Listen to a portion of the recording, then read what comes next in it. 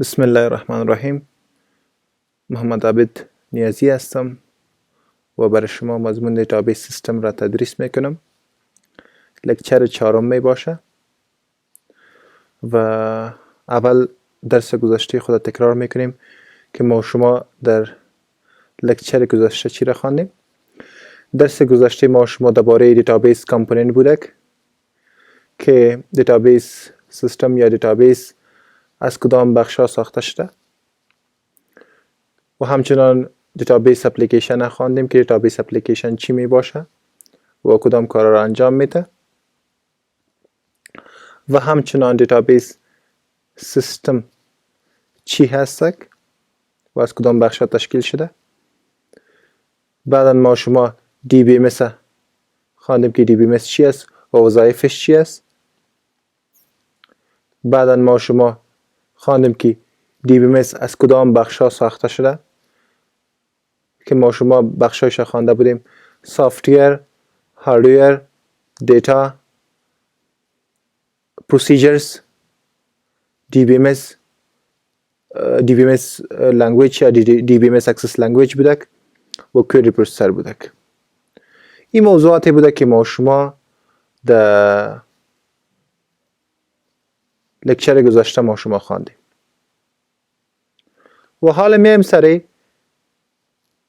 موضوعاتی که ما شما در این لکچر میخوانیم، یعنی در لکچر چهارم ما شما میخوانیم.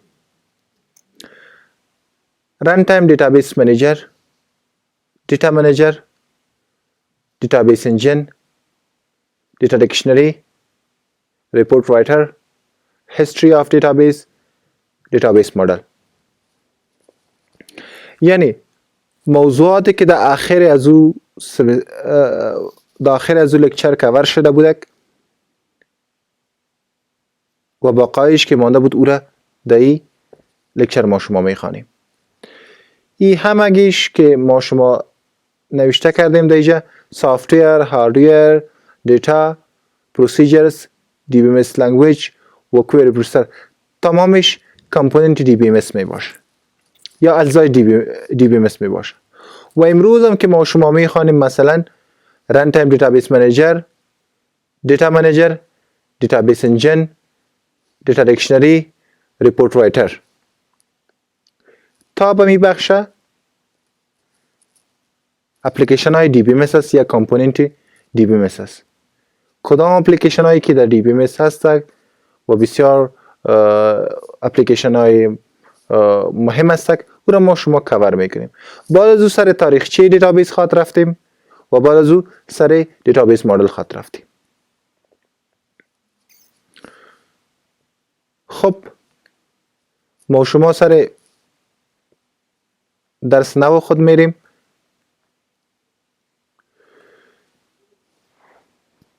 رن تایم دیتابیس منیجر. رن تایم دیتابیس منیجر یک اپلیکیشن دی بی ام اس می باشه. این هم از کامپوننت دی بی ام اس شمرده میشه. Runtime database manager, sometimes referred to as a database control system. This is the central software component of DBMS that interface with user-submitted application programs and queries and handle database access at runtime. Its function is convert to operation in user queries. It provides control to maintain and consistency, integrity and security of data. Runtime Database Manager یک اپلیکیشن مرکزی می باشه که همچنان با نام دیتابیس کنترل سیستم هم یاد میشه. Runtime Database Manager سرکارش امرای کویری و اپلیکیشن دیتابیس اپلیکیشن می باشه. سرکارش امرای دیتابیس اپلیکیشن و کویری یوزر می باشه. همراه کویری یوزر و دیتا اپلیکیشن کارش می باشه. وظیفهش هست که امی کویری را بگیره به فانکشن و به کماندها تبدیل کنه. کدام کویری که برش داده میشه او را بگیره به شکل کماند به دیتابیس امو کار انجام بده، به کارها و به وظایف تبدیل میکنه او را. کویری را. چون کویری خو یک کد است که ما می نویسیم برش، این میگیره و کویری را به فانکشن یا به وظیفه تبدیل میکنه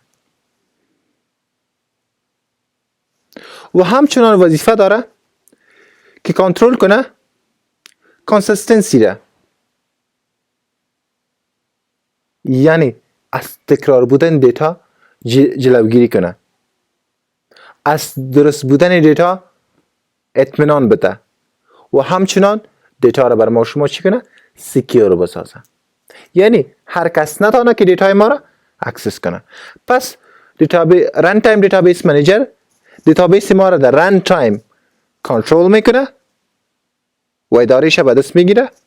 رن تایم هدفش است که زمان دیتابیس کارا را انجام میده، این مواظبتش میکنه، این کنترل میکنه و تمام کارهایی را که ما شما به شکل کیوری می نویسیم این میگیره به شکل کماند و به شکل فانکشن به سیستم میتایره. بعدا ما شما میخوانیم دیتا منیجر. Data manager, also called cache manager. This is responsible for handling of data in the database, providing a recovery to the system that allow it to recover the data after failure. Data manager که به نام cache manager هم یاد میشه. مسئولیت کنترل کردن دیتا را در دیتابیس به عهده داره و همچنان بر ما شما زمانی که کدام ترانزکشن ما فیل میشه در ریکاور کردن از او به ما کمک کنه. مثلا چه قسم؟ زمانی که کدام کار ما در دیتابیس انجام میدیم او ترانزکشن از او سکسسفول نشه و در یک استپ باشه که مثلا سیستم لینک قطع شوه، برق سرش بره یا کدام مشکل درش پیدا شوه، سیستم خاموش شوه یا سیستم کدام مشکل پیدا کنه. پس نیکست تایم که سیستم اپ میشه یا پس چالان میشه یا پس آن میشه، دیتا منیجر اینمی اپلیکیشن وظیفه‌اش اینمی است که برای ما در بخش ریکاور کردن همون ترانزکشنی که در جریان بوده یا او را سکسید کنه یا او را فیل کنه، او را یا کامیاب بسازه همون ترانزکشن پورا کنه و یا از بین ببرش. کی وظیفه کی می باشه؟ وظیفه دیتا منیجر می باشه که این هم یکی از اپلیکیشن های DBMS می باشه. رن تایم دیتابیس منیجر هم یک اپلیکیشن است، دیتا منیجر هم یک اپلیکیشن است. Database engine, the core service for storing, processing, and securing data. This provides control, access, and rapid transaction process to address the requirements of the most demanded data consuming application. It often used to create relational database for online transaction processing or online analysis processing data. Database engine هم یک اپلیکیشن می باشه که خدمات عمومیش به خاطر استور کردن، پروسس کردن و سکیور کردن دیتا می باشه و همچنان کنترل کردن اکسس به دیتا می باشه و از همه یک مهمترین وظیفه‌اش است Rapid Transaction Processing، یعنی به تیزترین فرصت دیتا را به دسترس یوزر قرار دادن. یکی از وظایف مهمش چی می باشه؟ Rapid Access to the requirements of the most demanded data. یعنی کدام دیتایی را که یوزر بخواهد که او را اکسس کنه، اما دیتا را که در مایکرو سکند به دسترس یوزر قرار میده، یک نام باشه، یک انفارمیشن باشه و او را میخواد که سرچ کنه با میلیون ها نام، اونمون نام که در هر جای باشه با زودترین فرصت به دسترس یوزر او را قرار میده و اوتپوت برش نشان میده. و دیتابیس انجین اپلیکیشن زمان ساخته شد، زمانی که ریلیشنل دیتابیس به وجود آمد و او هم آنلاین ترانزکشن که ما از طریق وبسایت و یا آنلاین دیتا را ما شما دیتابیس ما شما یوز کردنش شروع کردیم. پس این فیچر و یا این اپلیکیشن به خاطر آنلاین انالیسیس و یا آنلاین پروسسینگ به وجود آمده که زمان ما بخوایم از طریق یک وبسایت، از طریق آنلاین یا ترو اینترنت ما دیتا را اکسس کنیم از دیتابیس، پس دیتابیس انجین با ما همکاری میکنه. این هم هست یک اپلیکیشن بسیار مهم که در دی بی ام اس می باشه. بعدا ما شما میایم سر دیتا دیکشنری. Data dictionary, this is the reserved space within the database used to store information about database itself. Data dictionary یک space و یا یک لوکیشن و یا یک جای هست به خاطر استور کردن معلومات درباره خود دیتابیس. ما شما در لکچر اول متا دیتا را خوانده بودیم. Data about data is called metadata. یعنی دیتایی که درباره دیتای دیگری بودک به نام متادیتا او را یاد کرده بود. و اونمو دیتا در کدام جای استور میشه؟ در دیتا دیکشنری استور میشه. و دیتا دیکشنری خودش یک جایی هست و یا یک لوکیشنی هست که تمام معلومات درباره تیبل، درباره ویوز در اونجا موقعیت داره. درباره تیبل چقدر رو داره، چقدر کالم داره، کدام انفارمیشن درش هست، به خاطر چی است، تمام انفارمیشن درباره دیتا که هست در دیتا دیکشنری وجود داره. یعنی دیتا دیکشنری یک جایی هست به خاطر ادمنستریتیو دیتا که تمام معلومات اوشه درش ذخیره میشه. این هم یک ریزرو سپیس هست که این سپیس همیشه به خاطر چی است؟ به خاطر دیتایی هست که درباره سیستم داخلی دیتابیس هست. پس این هم شده دیتا دیکشنری که یک جای هست و یا یک لوکیشن هست. بعد از اون میایم سر ریپورت رایتر. ریپورت رایتر یک اپلیکیشن هست که در دی بی ام اس وجود داره. Report writer also referred to as a report generator. It's a program that extracts information from one or more files and presents the information in a specific format. Most report writers allow the user to select records that meet certain conditions and display the selected fields in a row in columns, or also format the data in a different charts. ریپورت رایتر که همچنان به ریپورت جنریتور هم یاد میشه بر ما شما معلومات از فایل های مختلف میکشه در یک فرمت خاص و همچنان ریپورت رایتر به ما شما اجازه میده کدام ریکاردی را که ما بخوایم اونمو ریکارد بر ما پیش کنه یا بر ما پیدا کنه. به شکل رو و کالم او را نشان میده. چه قسم یعنی؟ زمانی که ما بخوایم که مثلا احمد محمود معلوماتش سرچ کنیم او را سیستم میره میپاله و وظیفه او را که پیدا کرد ریپورت رایتر وظیفه چیست؟ او را به شکل یک راپور بر ما پیش میکنه. مثلا شما احمد محمود معلوماتش خواستین اونمو را که شما کدام معلوماتش خواسته باشین اونمو معلومات اصلا وجود نداشته می باشه. اونمو معلومات که بر شما یک جای میکنه و به شکل رو و کالم بر شما پیش میکنه. اینمی وظیفه ریپورت رایتر است که میشه یک معلوماتش هست یک فایل باشه، دیگه معلوماتش از دیگه فایل باشه، دیگه معلوماتش از دیگه فایل باشه. از 3 فایل معلوماتش بر شما در یک فایل که یک جای میکنه و بر شما پیش میکنه او را بر شما نشان میده به قسم یک راپور.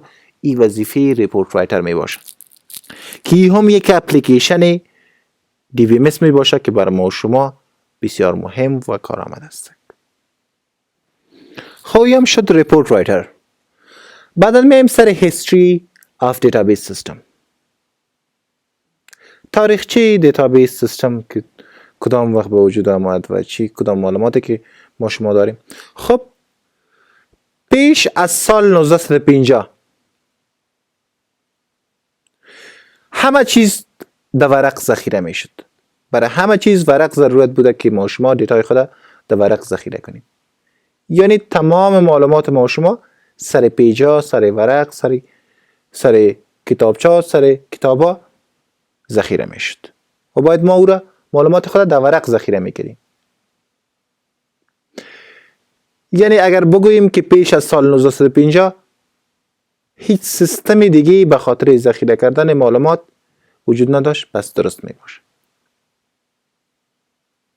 همه چیزای ما در ورق ذخیره می شد که از خود مشکلات داشتک. ما یک چند مشکلات شیجه برتان یادآوری میشیم. Lots of manpower involved. برای نفرهای زیاد ضرورت داشت. زمانی که شما یک چیز را میخواستین که معلومات از او را ذخیره کنین، مثلا یک چیز را میخواستین که بنویسین، پس او را باید در یک کتاب مینوشتین و او کتاب اگر شما میخواستین که مثلا چندین دانه کتابش اونمو را چاپ کنین، باید چندین نفر هایر میکردین یا استخدام میکردین تا او را برتان بنویسه.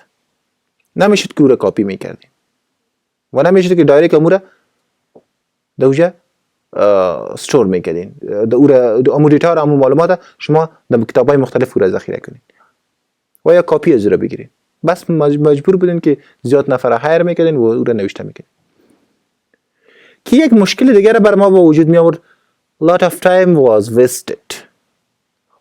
ای سبب ضیاع وقت می شد، یعنی وقت ضایع می کرد. مثلا یک چیزی را شما می خواستین که معلومات از او را استور کنین، حالا شما مثلا وایس ضرورت نیست، بس دایرکت ریکاردر آن میشه، شما دیتایتان دو ریکاردر وایس شما ذخیره شده میره، ویدیو شما ذخیره شده میره.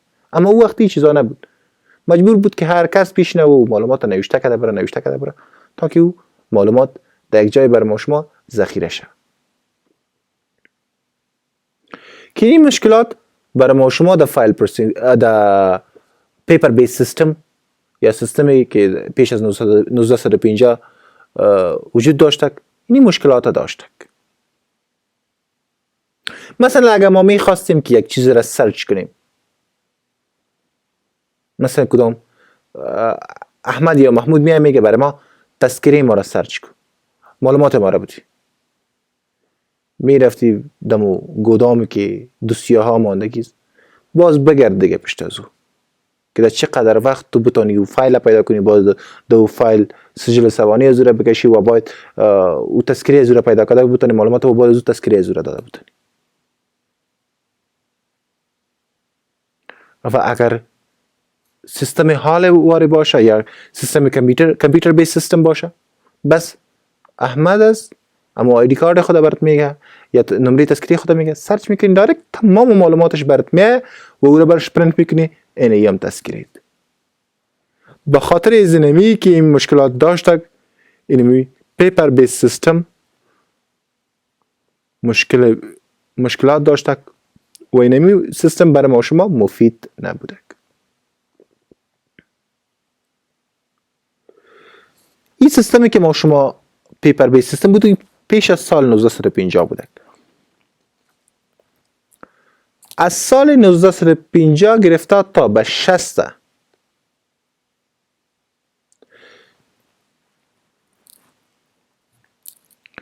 سیستم به نام مگنتیک تیپس به وجود آمد که بسیار بازارش گرم بوده و بسیار مردم ایره استفاده میکرده او وقت.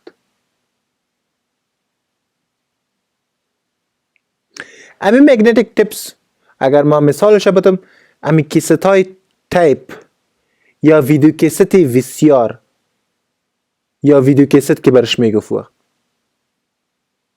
یا امو کیست های یا سیدی های کلانی که بوده که یک ریدر سرش مانده میشد و او را بر ما شما میخواندک که اگر دیده باشین شما امو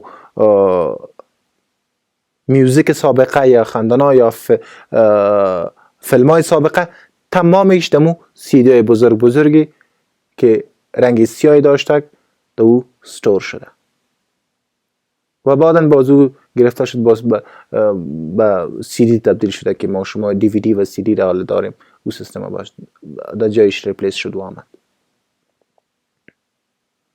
این سیستم هم از خود مشکل، همین مگنتیک سیستم، همین کیست های تیپ و یا وی سی آر کیستش و یا ویدیو کیست که برش میگفت، این هم از خود مشکلات داشته.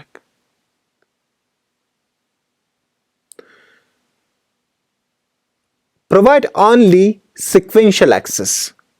بر شما چی را این همین تیپس همین کیست ها بر شما چی میکرد؟ بر شما صرف sequential access بر شما فراهم میکرد.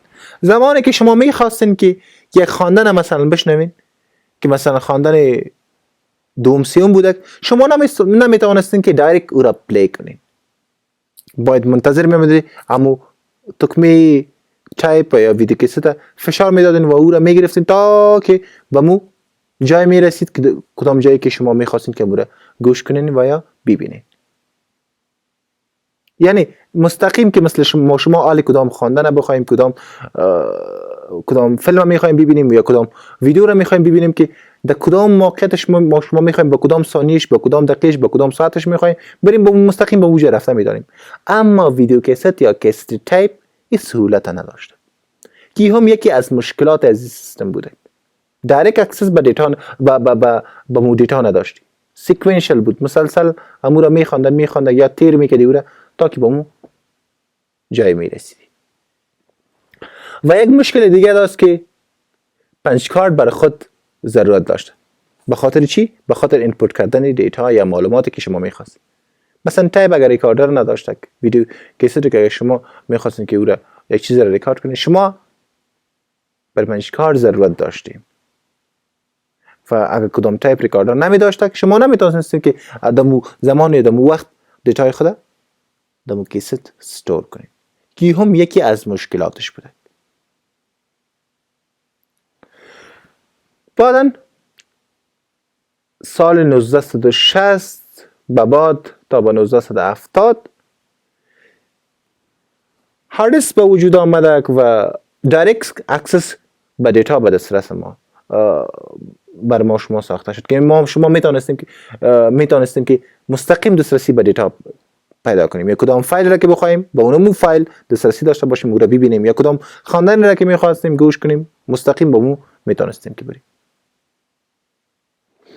دیتا استور این فایلز، مهمترین گپش اینمی است که دیتا استور کردنش در فایل ها به وجود آمد، یعنی کامپیوتر که دیتا را در فایل های مختلف استور میکنه، اینمی سیستم به وجود آمده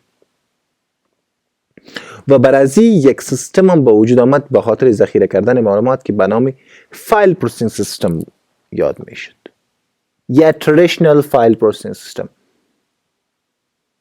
که ما شما ایره در لکچر اول ما شما ایره خواندیم که فایل پروسسینگ سیستم چی بود. براتون گفته بودم که فایل پروسسینگ سیستم در سال 1960 به وجود آمد یا بعد از 1960 به وجود آمد، زمانی که هارد دیسک به وجود آمد، مستقیم دسترسی به دیتا به وجود آمد و وقتی که ما هارد دیسک مستقیم دیتا را میخوایم او را باید یک جای استور کنیم، با خاطر از او یک فایل پروسسینگ سیستم به وجود آمد که در اینمی ما شما چی میکردیم؟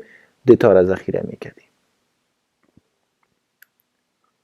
بعد هم باز هم یک ریویژن سرش میکنم که پیش از سال 1950 همه چیز در ورق ذخیره میشد. این مشکلات داشت که به زیاد نفر ضرورت داشت، وقت ما را ضایع میکرد، زمانی که ما دیتا را سرچ میکردیم نمیتونستیم که به آسانی او را پیدا کنیم، به خاطر از این مفید نبودی سیستم. بعد از 1950 تا به 60 یک سیستمی مگنتیک تیپس که برش میگفت یا کیست ها یا ویدیو کیست یا کیست های تایپ به وجود آمد. این هم از خود مشکلات داشته که دیتاش سیکوئنشل یا مسلسل پشت به ترتیب رسیدگی بوده که ما نمیتونستیم که مستقیم دسترسی به دیتا داشته باشیم و هم برای خاطر ریکارد کردن به پنج کارت ضرورت بوده که این مشکلات در این سیستم هم این سیستم هم داشته. بعد از 1960 تا به 70 سیستم نو به وجود آمد که فایل پروسسینگ سیستم بوده به خاطر ذخیره کردن معلومات. او وقت هارد دیسک هم به وجود آمده بود، مستقیم دسترسی به دیتا هم به وجود آمده بود و ما دیتا را در فایل ها استور میکردیم. این هم بود پیش از دیتابیس هیستری دیتابیس، یعنی پیش از دیتابیس کدام چیزا وجود داشته، کدام مشکلات داشته، این هم هیستری بوده. History of Database System. تاریخچه دیتابیس سیستم یک قسم است که در شروع دیتابیس به شکل فایل پروسسینگ سیستم به وجود آمده. فایل پروسسینگ سیستم هم یک سیستم بود که در او دیتا به شکل منظم ذخیره میشد، اما مشکلات داشته. وقتی که فایل پروسسینگ سیستم مردم استفاده میکرد در او مشکلات پیدا کرد. میدید که دیتا را به شکل دوپلیکیشن، دیتا را به شکل تکرار، دیتا را به قسم غیر منظم ذخیره میکنه فایل پروسسینگ سیستم.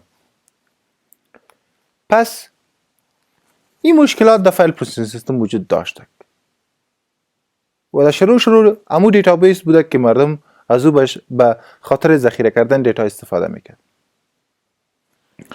اما زمانی که در سال 1960 امریکا یک میشن داشته به نام اپولو میشن که ستلایت به مهتاب روان میکرد. زمانی که ستلایت به مهتاب روان کرد، او ستلایت بسیار دیتا زیاد جنریت میکرد. یا دیتا زیاد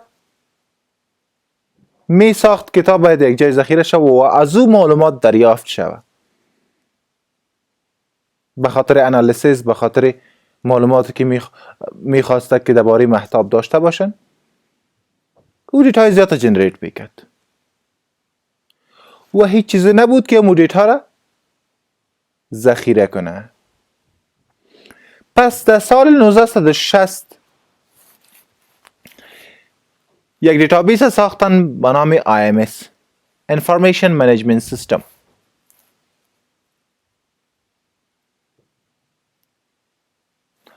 IMS was the first database system in the world. IMS اولین دیتابیسی بود در جهان.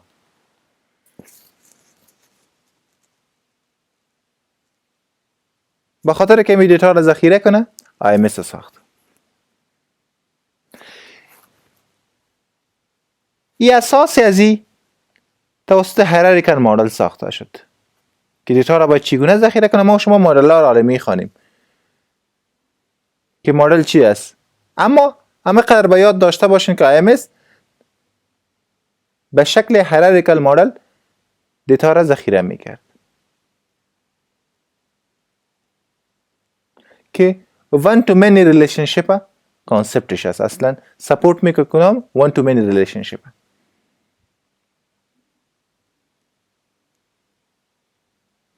بعداً در مو زمان به نام IDS هم یک دیتابیس ساختن.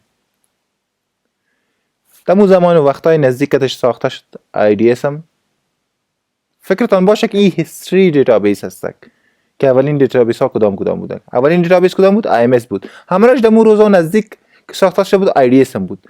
IDS کدام مدل سر کدام مدل ساخته شده بود؟ سر نتورک مدلی ساخته شده بود. و این چی میکرد؟ many to many relationship سپورت میکرد. و در مو زمان کوشش شروع شد که دیتابیس به شکل استاندارد بسازن. دیتابیس بعد از او باید استانداردایز شود که تمام جهان اونم یک قسم سیستم بر از او به ساختنش، به جور کردنش، به مشکلات حل کردنش یک سیستم باید داشته باشه. پس در مو زمان کوشش شروع شد که به خاطر از او یک دیتابیس استاندارد که تمام جهان از او باید با مو سیستم استفاده کنه و یا با مو سیستم بسازه، یک سیستم هم میخواستن برش بسازه. پس با نام کوراسل یک کمپانی ای کوشش را آغاز کرد. کوراسل از کنفرانس آن دیتا سیستم لنگویج گرفته شده. سیش از کنفرانس، اوش از آن، دیش از دیتا، اسش دی و ایش از دیتا، اسش از سیستم، اس و وایش از سیستم و الش از لنگویج گرفته شده. کوراسل این کمپانی کوشش های خود آغاز کرد که یک دیتابیس به شکل استاندارد بسازه و یا ساختمانش یا ارکیتکچرش به شکل استاندارد بسازه که بعد از این تمام مردم از او قسم تمام کمپانی ها یا تمام دنیا از او سیستم استفاده کنه و اون سیستم دیتابیس ها را ساخته بره. بخاطر از اینکه اینمی کار انجام بده و اینمی کار باید به اتمام برسانن، یک گروپ ساختن، یک گروپی اشخاص ساختن که نامش DBTG نامیدن. DBTG این گروپی که با این نفرایی که دمی کمپانی بودن برش گفته که شما امی گروپ نفرایی که شما هستین باید دیتابیس به شکل استاندارد بسازین و به یک استاندارد برش بسازین که باید دیتابیس به می قسم ساخته شد. این امی گروپ با نام DBTG که دیش از دیتا، بیش از بیس دیتابیس، تیش از تاسک، جیش از گروپ گرفته شده. DBTG معنی دیتابیس تاسک گروپ. این کوشش آغاز کرد که باید دیتابیس بسازه و یا در سال 1971 این کار کردن که یک ارکیتکچر یا یک ساختار دیتابیس یا ساختن که این ساختار از دو بخش ساخته شده بود. تو لیر ارکیتکچر بودک، سیستم ویو، یوزر ویو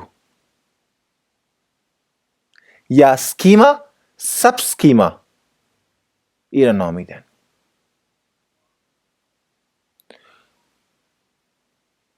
و این یک لنگویج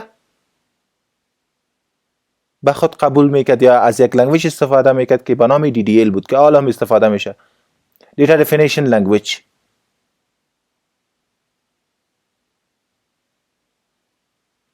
زمانی که تو لیر ارکیتکچر ساخت برای یک زبان ساختن،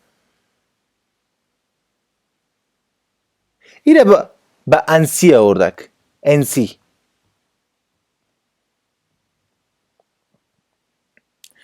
انسی ابریویژن American National Standard Institute است.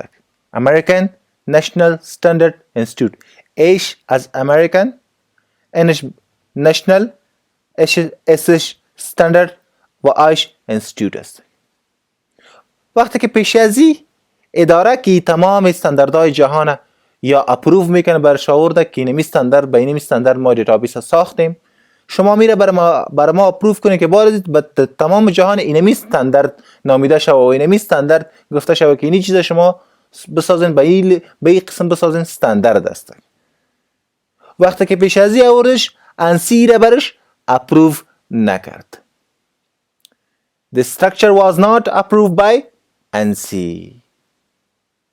کدام استرکچر که کمپانی کوراسل و گروپی یا دیپارتمنتی که در کوراسل بودک، DBTG که نامیده شده بودک، ای که ساختک ای رکتش قبول نکرد انسی و گفت که این استاندارد به شکل استاندارد نیست یا ای به شکل استاندارد ساخته نشده.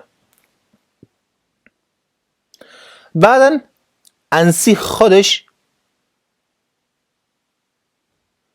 آغاز به ای کار کرد که خودش کوشش را شروع کرد که باید ای دیتابیس به شکل استاندارد بسازه و یک آرکیتکچر و یک ساختمان را برش بسازه که بعد از استاندارد باشه تمام مردم از اونمو استفاده کنن. یک طریقه کار برای مردم معلوم شود که باید این کار را انجام بدی، باز آخرش یک دیتابیس ساخته میشه و بین این بخشا باید دیتابیس تقسیم شده باشه. بر از او یک کمیتی ساخته، یک کمیته را بر از او ساخته که با نام سپارک بودک. انسی گفته که من یک کمیته را برش میسازم، من یک دیپارتمنت را برش میسازم، من یک اداره را برش میسازم که یا باید سر از این بخش کار کنه. که کمیته نامش سپارک بودک. سپارک از Standard Planning Requirement Committee گرفته شده. اسش از Standard، پیش از Planning، ایش از End گرفته شده، آرش از Requirement گرفته شده و سیش از Committee گرفته شده. سپارک باید ای کار انجام بده و سپارک که یکی از بخشای انسی بودک ای کار بسیار به خوبی انجام دادک و چی کردک؟ یک ارکیتکچر ساختک. Then ANSI Spark create 3-layer architecture for database. They create 3-layer architecture for database. یا 3 layer از 3 بخش از 3 لایه یک سیستم تشکیل میداد ساختن. 3 بخش یک دیتابیس از او ساخته شده یا دیتابیس بس از 3 بخش تشکیل شده. و کدام یکی است؟ فیزیکال ویو، کانسپچوال ویو و اکسترنال ویو. و اگر این قسم گفته شوه که اکسترنال ویو، کانسپچوال ویو و فیزیکال ویو بهتر است. این ساختمان، این استرکچر، اینمی طریقه انسی سپارکی را ساخته و تا به امروز که ما دیتابیس استفاده میکنیم که external conceptual و internal schema یا external conceptual و internal mapping یا external conceptual و internal system که برش میگه یا ویو که برش میگه این همی است که تا ما شما تا به امروز ایره استفاده میکنیم. پس ارکیتکچر یا ساختمان دیتابیس که ما شما امروز استفاده میکنیم این دستاورد کی است؟ انسی سپارک. انسی یک اداره بود و دو اداره داخلش یک کمیته، یک اداره خرد دیگه یا یک دیپارتمنت دیگه بود که به نام سپارک یاد میشد که نمی سیستم برای ما شما ساخته و ما شما ایره تا به امروز ایره استفاده میکنیم. میایم سر دیتابیس مدل. A database model shows the logical structure of database, including the relationships and constraints, and determine how data can be stored and accessed. Database model بر ما شما logical structure یک دیتابیس بر ما واضح می سازن. Database model چی است؟ logical structure یک دیتابیس است. لاجیکال استراکچر هدفش چیست؟ سیستم داخلی دیتابیس به ما واضح می سازد که چگونه دیتا را داخل خود استور میکنه یا چگونه دیتا در داخل دیتابیس ذخیره میشه و همچنان به ما واضح می سازد چیه؟ ریلیشنشیپ، رابطه بین دیتا ها را. constraints، قید کدام پالیسی را که ما وضع کرده باشیم این چیزها را بر ما واضح می سازه. کدام چیزها را؟ determine how data can be stored and accessed، که دیتا چگونه در دیتابیس استور میشه و چگونه به دسترس ما پس قرار میگیره. این به ما واضح میسازه. کانسترنس، کدام رول و پالیسی را که ما وضع کرده باشیم، کدام قیدی را که ما وضع کرده باشیم، او را به ما واضح میسازه. و همچنان ریلیشنشیپ بین ازی دیتا ها یا تیبل ها که بین خود چه قسم یا رابطه داره، این را بر ما واضح میسازه. این از دیتا مدل. که این دیتابیس مدلز به اساس رول و قوانین ای ساخته میشه. کدام قوانینی که استفاده میشه در دیتابیس. پس ما خلاص همه قرار میگیم که دیتابیس مدل بر ما سیستم داخلی دیتابیس را واضح میسازه که دیتا چگونه در دیتابیس استور و پس چگونه اکسس میشه و همچنان ریلیشنشیپ و کانستنت بر ما واضح میسازه. این هم شد دیتابیس مدل. دیتابیس مدل لاجیکل استراکچر آف دیتابیس است.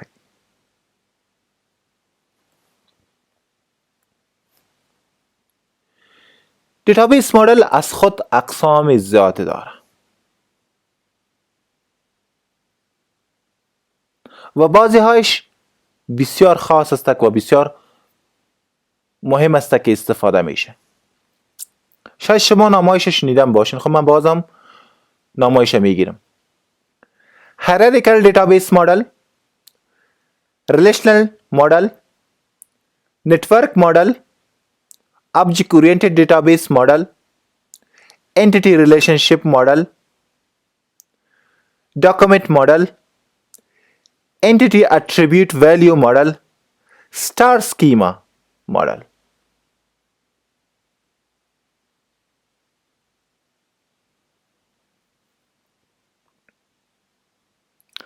این مدل های مختلفی هست که ما شما ایره میبینیم، اما موستلی استفاده که میشه زیاد که شما نامش خواد شنیدین: hierarchical model،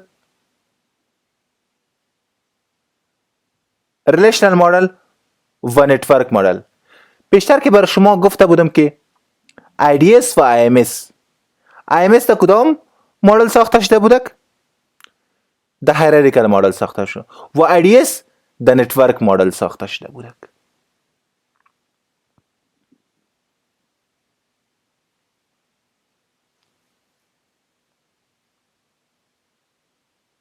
پس زیاد شما که نامایش شنیدین hierarchical model، relational model، network model، object oriented model. این مدل هایی هست که زیاد فیموس هست، بسیار مشهور هست. بیاین که ایره در اگزامپل ببینیم.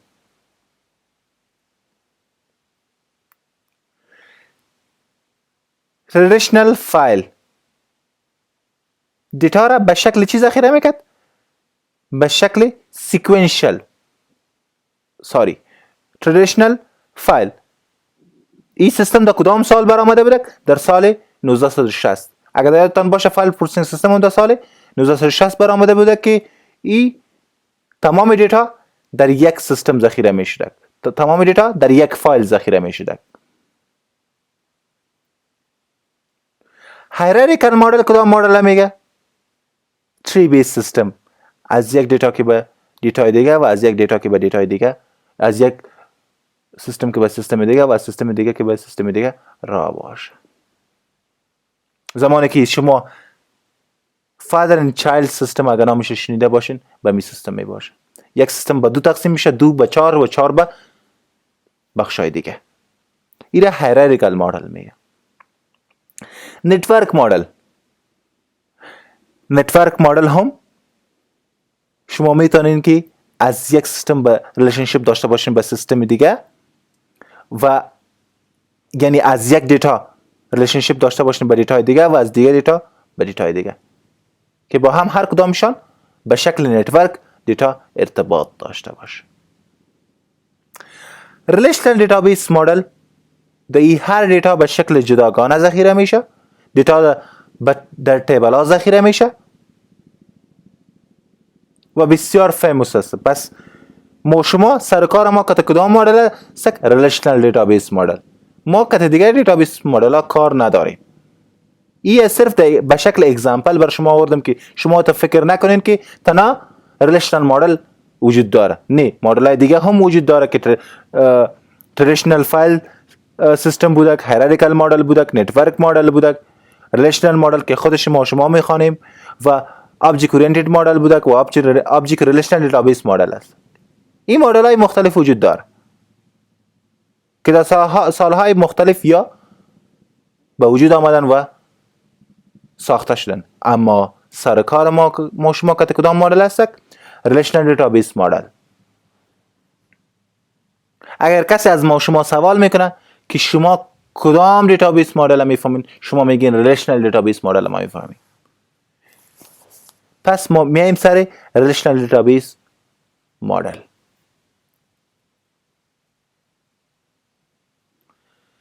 از همگی که زیاد استفاده میشه the most common model is the relational model.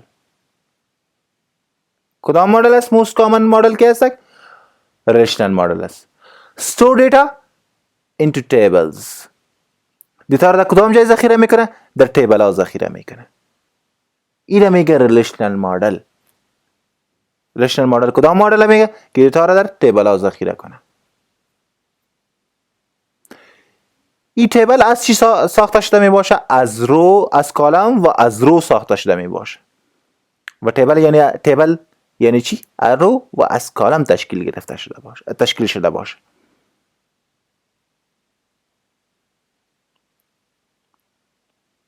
پس ریلیشنال مدل بسیار یک مدل مشهور است، بسیار مهم است که ما شما اینمی مدل یوز میکنیم.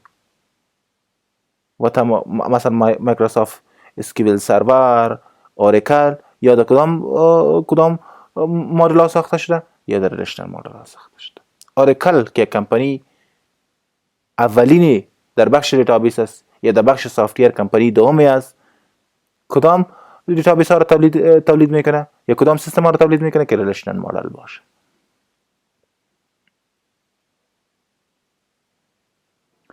اینجا پس میگیم هر رو به نام تپل یاد میشه و کالم به نام چی یاد میشه؟ به نام اتریبیوت یاد میشه.